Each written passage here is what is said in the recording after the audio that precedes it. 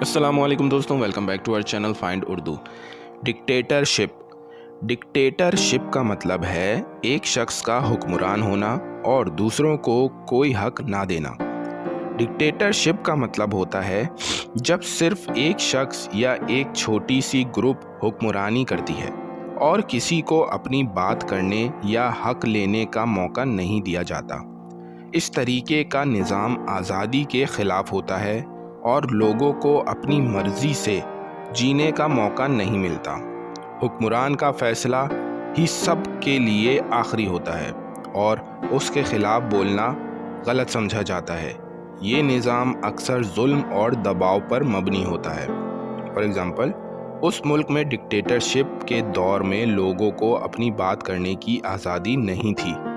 The country suffered under dictatorship for many years۔ وہ ملک کئی سالوں تک ڈکٹیٹرشپ کے نیچے مصیبت اٹھاتا رہا۔ تو دوستو، ڈکٹیٹرشپ کا مطلب ہے صرف ایک حکمران کا فیصلہ چلانا اور دوسروں کا حق چھین لینا۔ امید ہے اب آپ کو ڈکٹیٹرشپ کا مطلب سمجھ میں آ گیا ہوگا۔ ملتے ہیں نیکسٹ ویڈیو میں، شکریہ۔